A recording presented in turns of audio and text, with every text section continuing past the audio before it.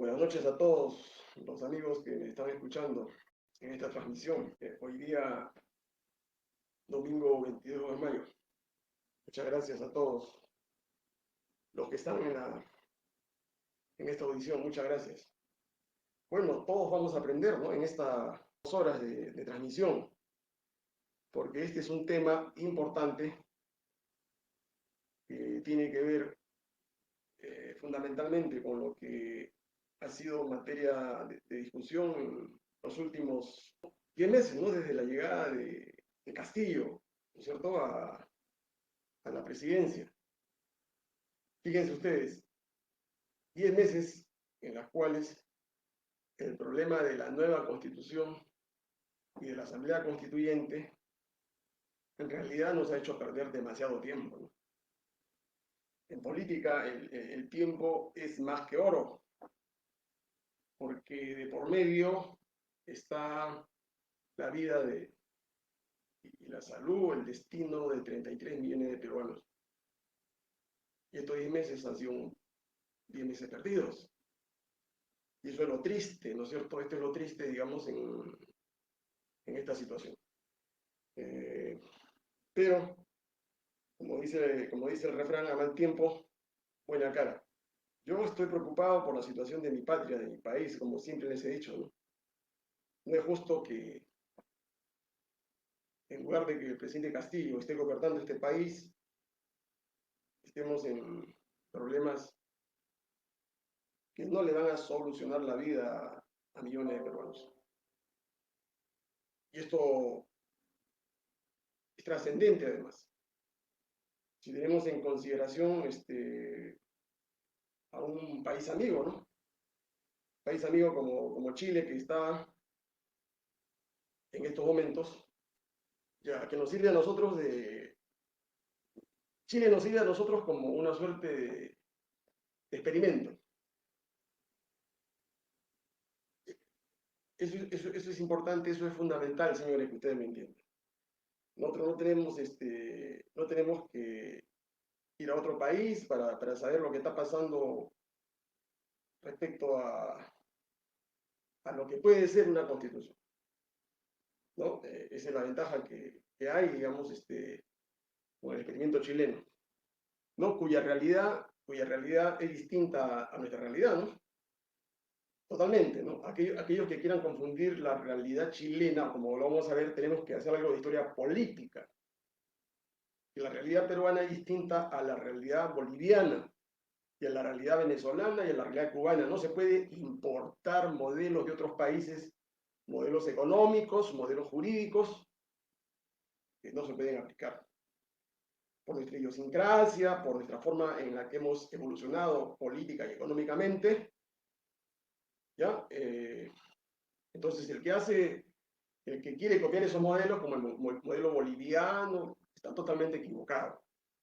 Y eso lo hemos experimentado desde hace 200 años, con Bolívar, que creó esta República de Bolivia, que inicialmente se llamaba la República de Bolívar, ¿no? Por una suerte de egolatrismo, de megalomanía de Bolívar, para cercenarnos lo que era el Alto Perú, ¿no? Porque Bolivia siempre ha sido el Alto Perú.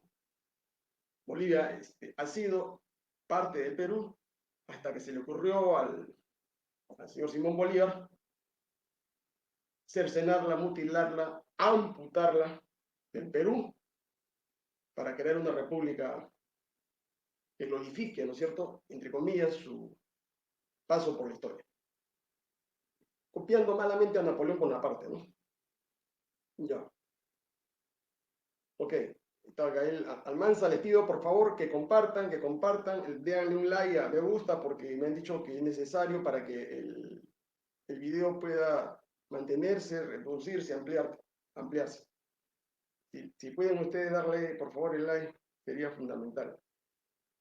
Y también compártanlo por favor porque es necesario que nuestros hermanos, nuestros compatriotas puedan enterarse, ¿no? de que acá desde Lima, Perú, estamos transmitiendo, digamos, algún tipo de reflexión sobre política de Estado, sobre geopolítica, sobre derecho constitucional, ¿no?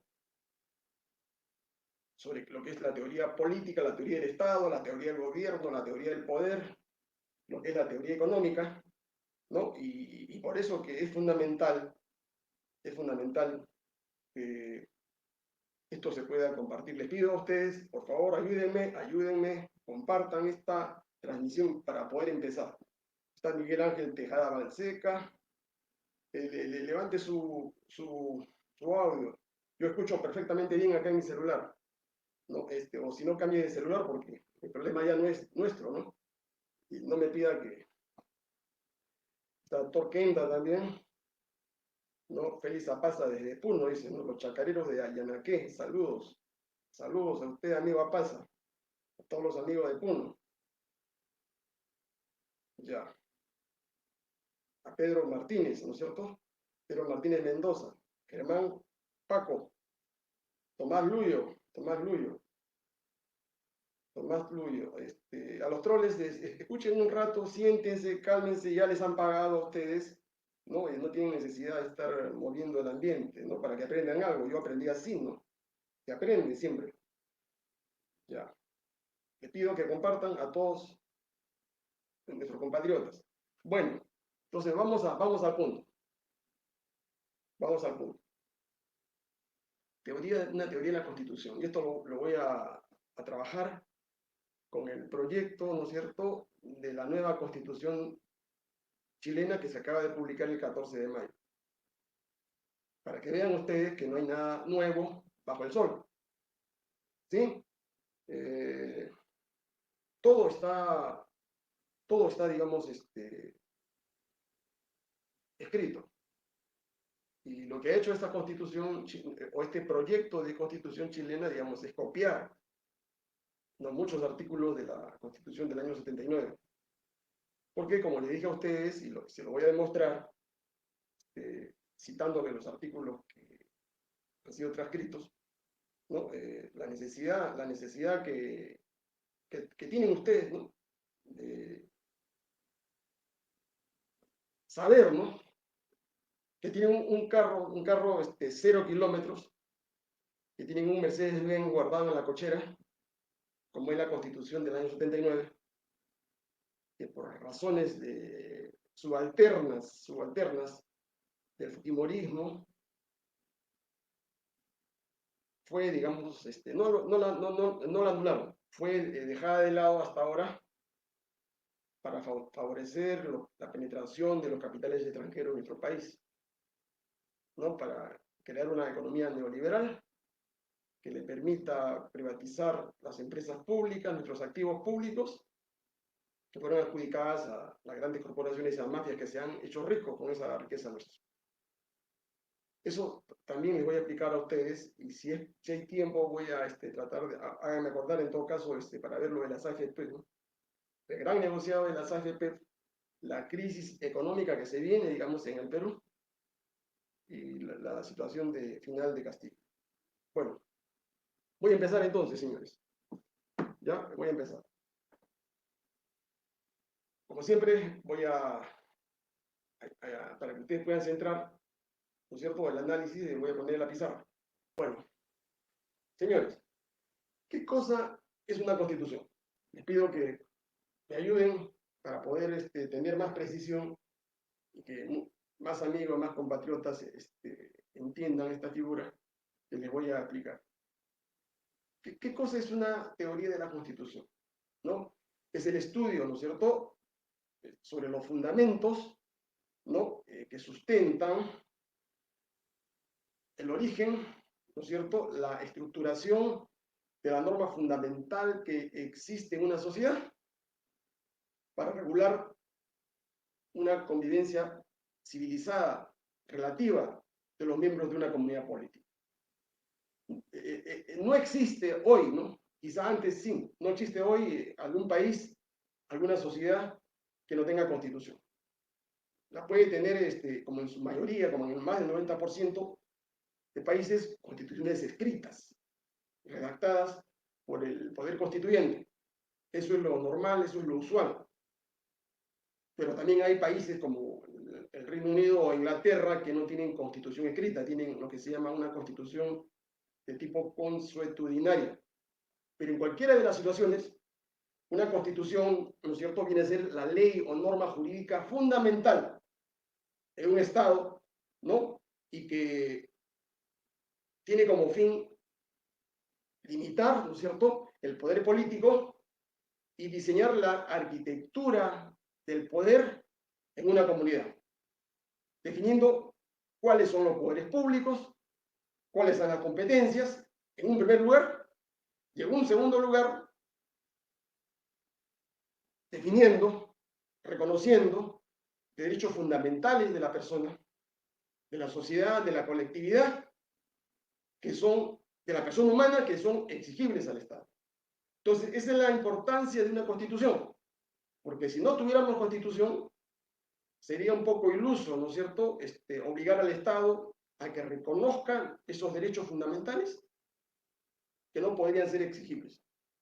Entonces, la Constitución, como es la columna vertebral de un sistema jurídico, nos permite a nosotros, luego de su reglamentación a través de leyes infraconstitucionales como un código civil, un código penal, un código procesal, un código administrativo, nos permite a nosotros exigirle al poder, exigirle al Estado el reconocimiento y la tutela de nuestros derechos fundamentales, o derechos humanos, como quieran ustedes llamarlos. O sea, por eso que en una constitución, su diseño fundamental está definido por 4 columnas, ¿no es cierto? 4 columnas que le dan sentido a esa estructura. La primera columna que está acá es lo que en los libros de derecho constitucional le llaman parte dogmática, ¿no es cierto? Donde lo que se regula, donde lo que el constituyente ha regulado son todos aquellos derechos fundamentales que existen en esa sociedad.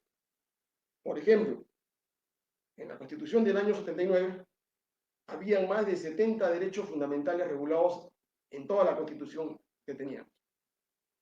Cuando era la Constitución más avanzada de su tiempo y hasta ahora, porque fue una Constitución hecha para el siglo XXI, o sea, para este siglo, hecha en 1979, pero con proyección a 100 años.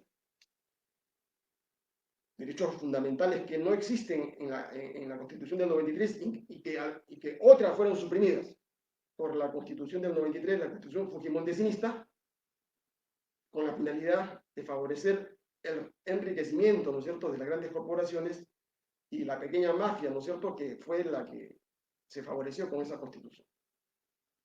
Y esa parte fundamental ha servido de base, ¿no es cierto?, en muchos derechos a lo que se regula hoy en el proyecto de Constitución de Chile, como lo vamos a ver.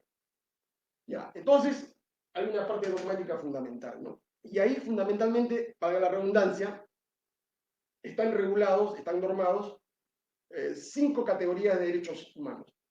Los derechos de primera generación, que son los primeros que aparecen en la historia de Occidente a partir de 1800, y están en la Declaración Francesa, ¿no es cierto?, de derechos del ciudadano, que son los derechos civiles y políticos, ¿no? El derecho a la libertad, el derecho a la vida, el derecho a la igualdad. Son derechos de primera generación, ¿no?, que tienen una conceptualización anclada, digamos, a lo que es la protección del ser humano, de la persona humana, de carne y hueso.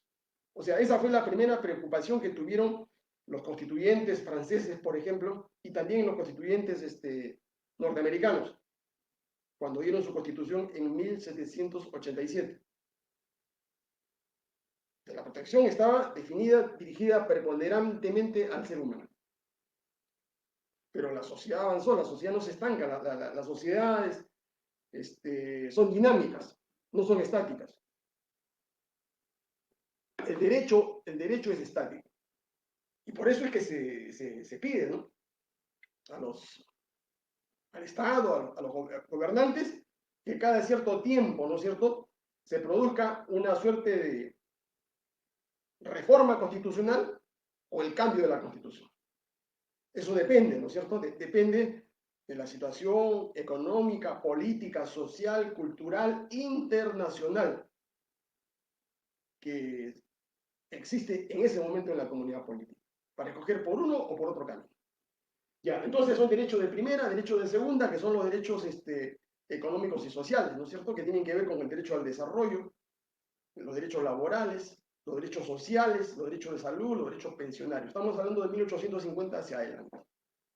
Hasta más o menos la entrada, digamos, post Segunda Guerra Mundial.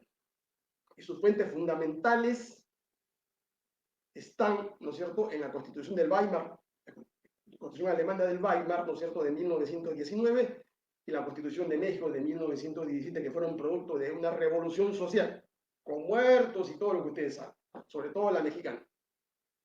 Más de 100.000 muertos, ¿no? Contra el porfiriato, contra la oligarquía mexicana. Pero eso sirvió pues de modelo a todo el occidente, ¿no? Un modelo que significaba darle a la comunidad, a la sociedad, a la mayoría de trabajadores, derechos como las 8 horas, derecho al trabajo, que no tenían antes. Esos son derechos de segunda generación. Los derechos de tercera generación aparecen, ¿no es cierto?, de 1945 hacia adelante, como consecuencia de ¿qué? Del proceso de globalización mundial, valga la redundancia, ¿no? O sea, el derecho ya deja de ser un derecho de un Estado nacional. Aparece en las Naciones Unidas, ¿no es cierto? Aparece en la OEA, aparece en Europa la Corte de la Haya. Entonces hay una necesidad, ¿no es cierto?, de que tenga que regularse también los derechos de las personas respecto a los estados. Derechos entre los estados y derechos que hay entre estados, personas y las grandes organismos multinacionales que aparecen a partir de la Segunda Posguerra Mundial. Entonces aparecen los derechos de solidaridad, el derecho al desarrollo, ¿no? El derecho de autodeterminación de los pueblos, ¿no? Los derechos a lo que se denomina, ¿no?, el derecho a la paz. Fíjese que es importantísimo, ¿no?, que se entienda, ¿no?, que se entienda esta situación. Derechos de cuarta generación ya son propiamente derechos que aparecen a partir del año 70 con la revolución informática y todo lo que ustedes conocen, ¿no es cierto?, como la revolución en la web. Ya no es el problema de la libertad, no es el problema de la igualdad, es el problema fundamentalmente de cómo regular, ¿no es cierto?, el acceso a Internet, por ejemplo, el derecho al olvido digital, el derecho a la protección de datos y una serie de derechos, digamos, que son materia de actualización porque están en función de la revolución tecnológica que se ve. Fíjense que esto es trascendental. Ya, y luego tenemos los derechos de quinta generación, que son ya los derechos que están, digamos, anclados a la revolución tecnológica, digamos, del siglo XXI. La revolución con 4G, que tiene la biotecnología, la inteligencia artificial, la robótica y todo lo que ustedes están viendo en estos momentos. Entonces la situación está claramente definida, ¿no es cierto?, en Occidente, digamos, respecto a esta primera gran columna que hay en una constitución. La segunda columna tiene que ver con la estructura y el sistema político, ¿no es cierto?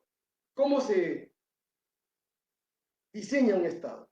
¿Cómo se va, digamos, estructurando un Estado?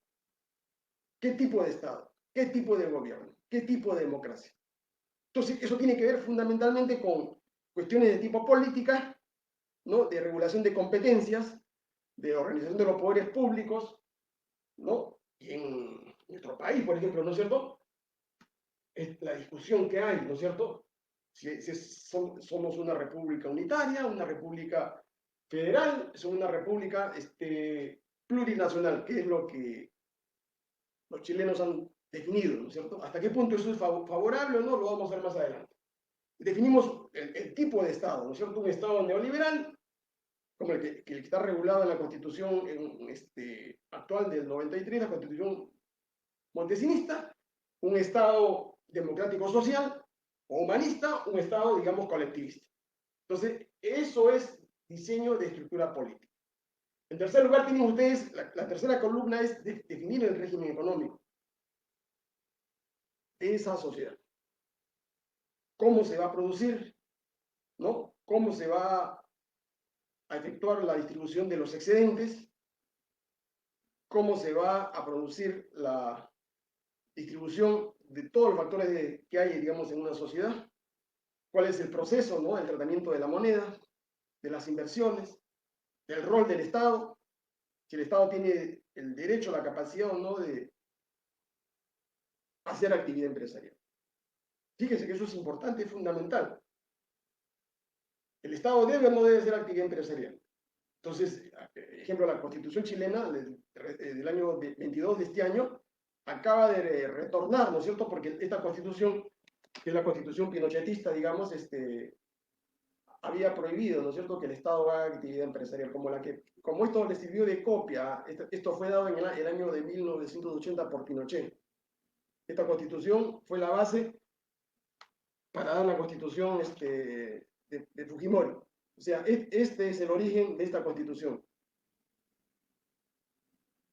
Entonces acá hay un tipo de economía, ¿no? Que es la economía de mercado, o libre mercado, o economía neoliberal, donde el Estado está ausente, ¿no? El Estado es sacado prácticamente de la actividad económica.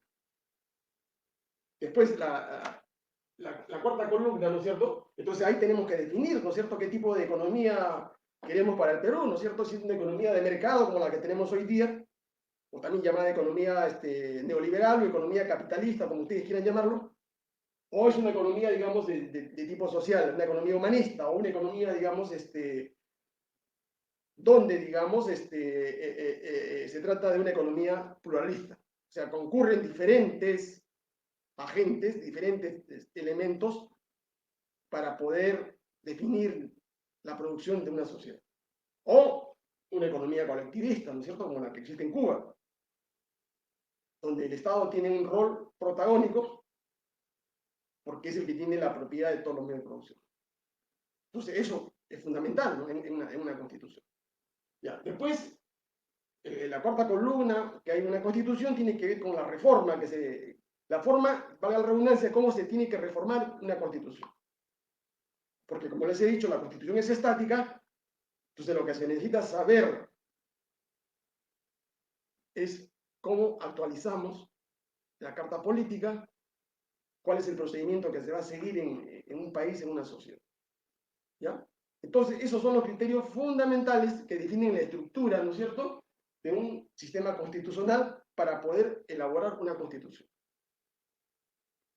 Entonces, vayamos ahora a tratar para qué, ¿no es cierto?, para qué, digamos, necesitamos diseñar una constitución.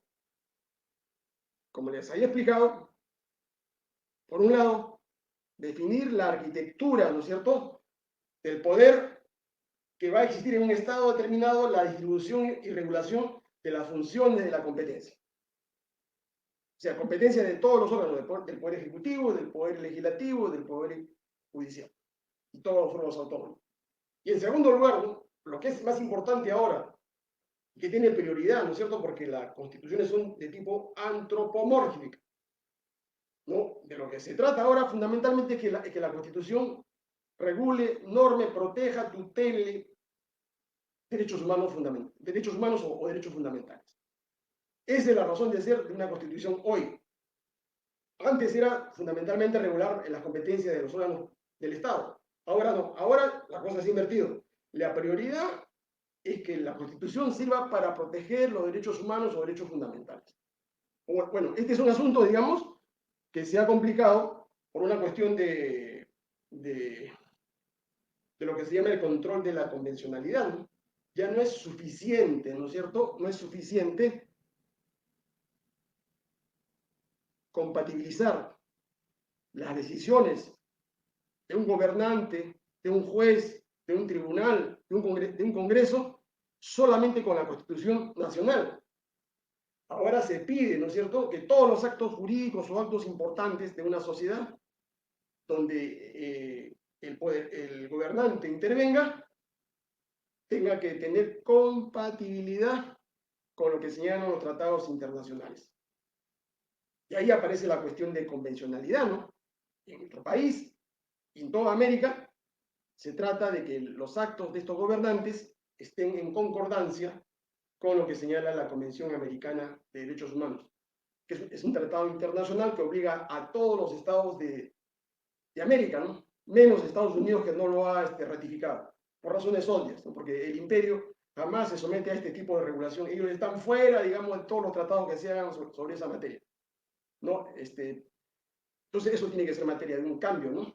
Tiene que ser materia de una modificación, porque los Estados Unidos, como no son parte del Tratado del Pacto de San José, no pueden tener, digamos, a la Comisión Interamericana, digamos, en Washington. Eso debe estar, digamos, en otro país, Argentina, Brasil, México, porque nos compete a nosotros como latinoamericanos, ¿no? No a terceros. Ya, entonces fíjense, ¿es necesaria la Constitución? Sí, porque es un freno al poder, ¿no? Porque en cierta medida una Constitución juridifica los actos del poder. Porque solamente hay dos formas, señores, hay dos formas, ¿no es cierto?, de que se efectúe la convivencia humana. De facto, por la fuerza, ¿no? O de jure, por el derecho, ¿no? Inicialmente era de facto. Hoy, digamos, todos los estados están obligados a actuar de jure. Por eso se llama Estado de Derecho y hoy se llama Estado Social de Derecho. Porque el Estado de Derecho es una concepción individualista del poder. En cambio, en el Estado Social de Derecho estamos hablando, ¿no?, de una regulación donde no solamente se tomen en cuenta los intereses del individuo, el derecho de propiedad, por ejemplo, sino se tomen en cuenta los derechos sociales de los trabajadores, de los pensionistas, de las familias, de los miembros de la sociedad. Entonces, esa es la gran diferencia que ha insertado, ¿no es cierto?, Chile en su nueva constitución, copiando, ¿no es cierto?, copiando a la constitución del Perú, ¿no?, que eso lo tiene regulado claramente, ¿no? En el artículo, estoy hablando de la Constitución de 1979, ¿no? El Perú, dice, es un Estado, una república democrática y social. Ese mismo artículo, ¿no es cierto?, ha sido trasplantado al artículo 86 de la nueva Constitución chilena, ¿ya? Pero nuestra Constitución es mucho más avanzada, ¿no? Porque en ese artículo, ¿no es cierto?, se señala, ¿no?, que la república tiene que tener un basamento de tipo económico, ¿no? ¿Se basa en el capital o se basa en el trabajo? ¿No? Entonces nuestra Constitución en el año 79 tomó partido. Dice, es una república democrático-social basada en el trabajo. O sea, acá está excluyendo a los parásitos, a los que no trabajan, a los que se hacen ricos con el trabajo de otras personas. Y este es un principio fundamental, ¿no?, que le explica de dónde se origina la riqueza. Esta parte de lo del trabajo no lo han copiado los chilenos, han mutilado, o sea, han tomado medio artículo. Ya, entonces, tenemos nosotros que señalar, además, ¿no es cierto?, ¿qué cosa es Estado de Derecho? ¿Por qué hablamos de Estado de Derecho? ¿Por qué hablamos de Estado Social de Derecho hoy en el siglo XXI? Y algunos hablan de Estado Constitucional de Derecho, que para mí es una redundancia de tipo normativo, porque para mí lo más importante es que esto sea Estado social.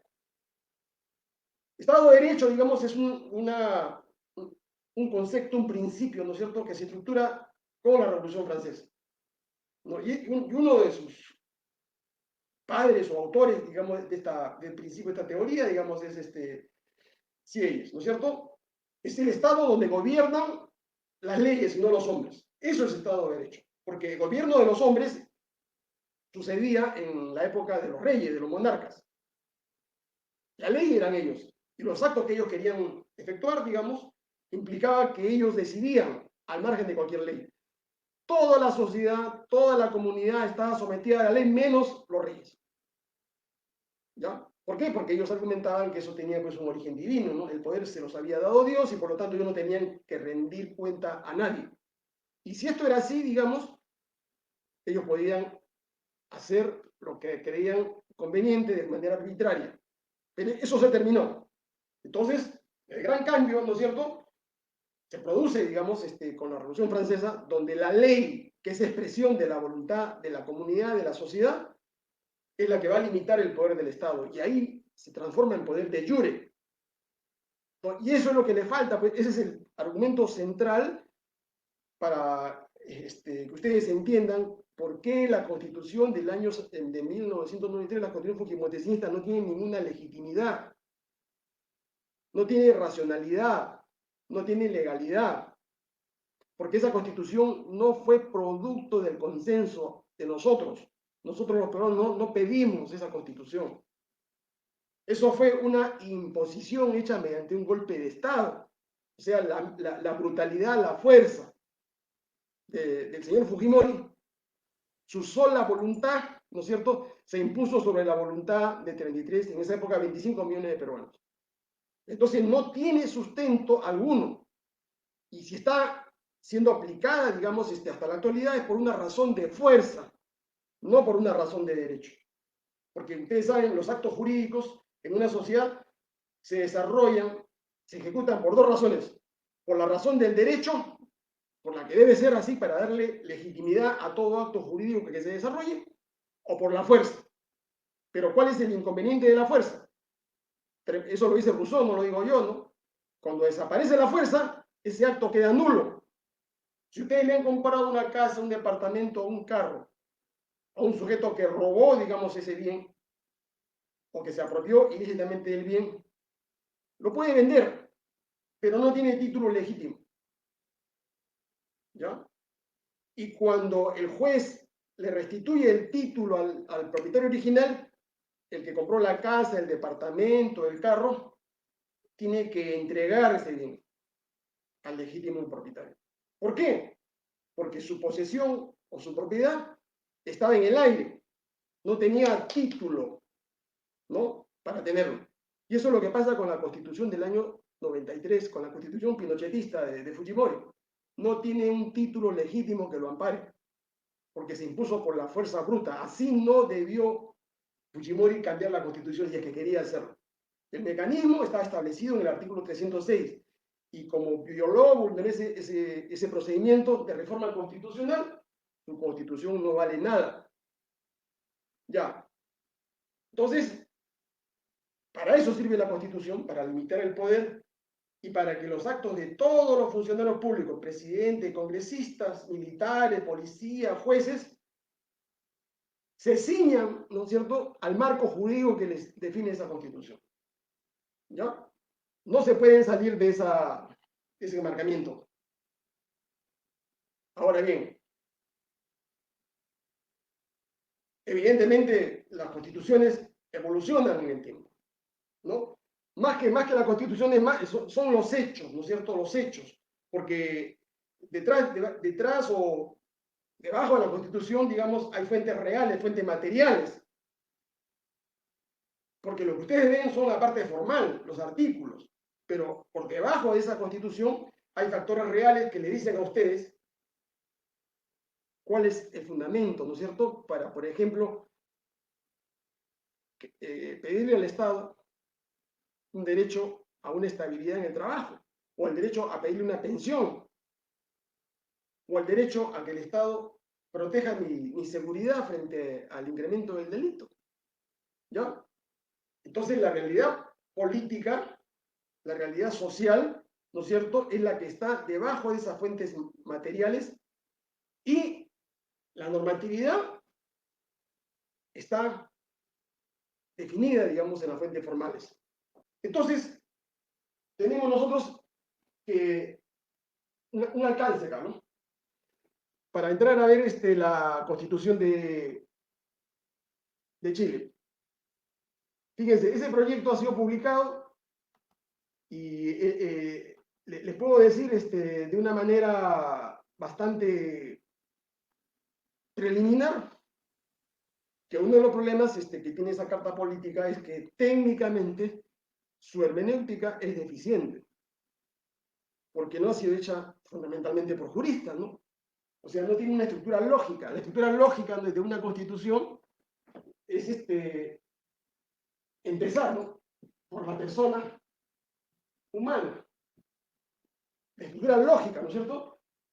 ¿Qué cosa es la persona humana? Son derechos fundamentales. ¿Ya? Sistema de protección que está a cargo de un tribunal constitucional. Luego de este hecho, recién vamos hacia el Estado. ¿Qué nos interesa en el Estado? Fundamentalmente la estructura política, ¿no? Definido el Estado y reguladas las competencias, lo que interesa a nosotros ver es la economía, el régimen económico. Régimen económico. ¿Qué tipo de economía es? Entonces, esa es la gran pregunta, ¿no? ¿Es una economía neoliberal? ¿Es una economía humanista? ¿Es una economía colectivista? Y al final, reforma de la Constitución. La pregunta, esta es la estructura, ¿no es cierto? 1, 2, 3 y 4. Una constitución moderna, digamos, usa esa técnica para poder estructurar los artículos. Todo el contenido, por ejemplo, tiene cerca de 470 artículos. La Constitución del 79 tiene 307 artículos. Entonces, el segundo defecto que tiene este proyecto chileno es que es un proyecto, digamos, demasiado reglamentarista. O sea, ustedes tienen que distinguir, ¿no? En una constitución están los derechos fundantes, ¿no? Los derechos no fundamentales, fundantes, los derechos esenciales, los principios fundamentales del Estado, de la persona, del hombre, de la sociedad, de la economía. Y su regulación, ¿no es cierto? Constitución, su detalle, ¿no? El detalle se deja a las normas infraconstitucionales, que son las leyes. Y como las leyes tampoco son detallistas, como las leyes no definen todo, se tiene que hacer una nueva especificación a través de los reglamentos. Reglamentos. Ahora, el asunto es fácil.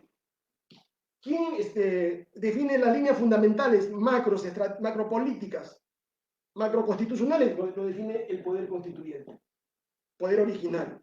¿Quién define las normas infraconstitucionales? El Parlamento o Congreso. ¿Quién define los reglamentos de las leyes? El Poder Ejecutivo. Ese es el estilo, digamos, técnico de una constitución, ¿no? Pero que hay en la constitución chilena, han mezclado todo. Normas fundamentales, normas infraconstitucionales y normas reglamentarias. Entonces van a tener que cortar porque se han dado cuenta de que hay problemas ahí con esa redacción, con la forma como han estructurado, está mal redactada, no tiene técnica, ¿no es cierto? Porque no lo han hecho, pues, juristas, como le explicaba, ¿no?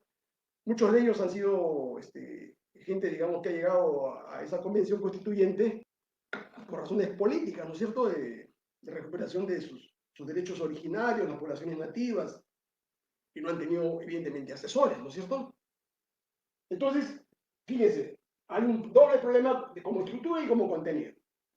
Ahora, ¿qué cosa es lo que tiene esa constitución chilena? ¿Qué cosa define? Una economía pluralista. O sea, acá está zanjando con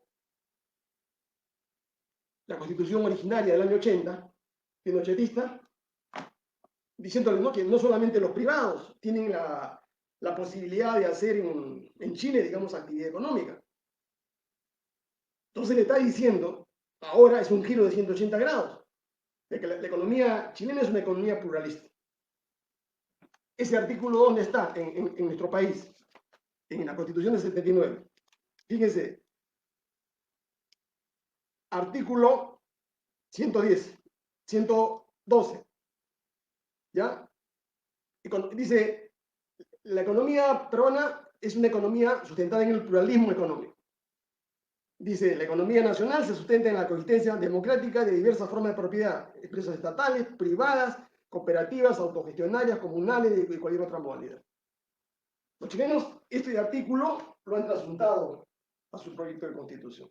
La segunda variación, el Estado democrático y social que les he leído a ustedes, ¿no?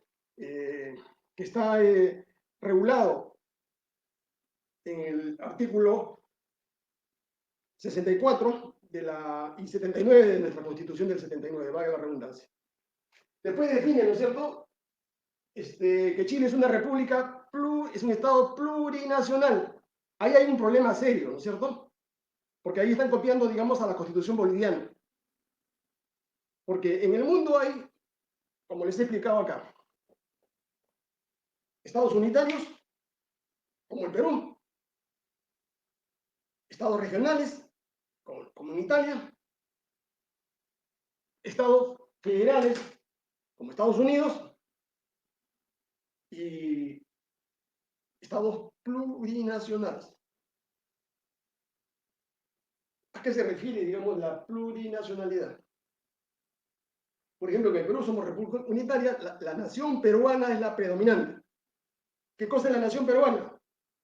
Es el conjunto, ¿no es cierto?, de miembros de esta comunidad, producto del mestizaje. O sea, tienen la vertiente incaica y tienen la vertiente española. De ahí se produce una síntesis, que es el mestizaje. O sea, que somos nosotros los criollos, pues. O sea, nosotros no somos indios, no somos nativos, no somos originarios. Pero esa es la nacionalidad nuestra, pues. Por eso es que somos peruanos.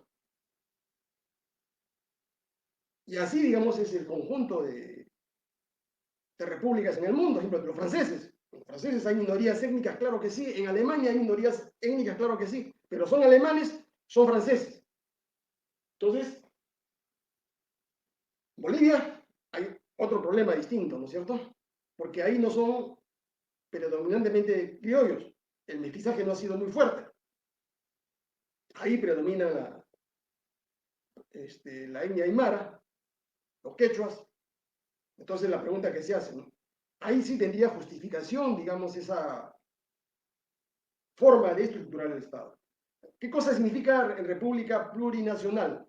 O perdón, Estado plurinacional. Se los explico acá.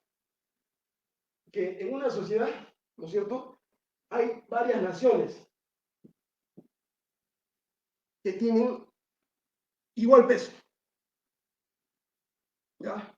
Todas las naciones tienen igualdad de derechos y no hay una nación preponderante. Entonces ahí hay un problema.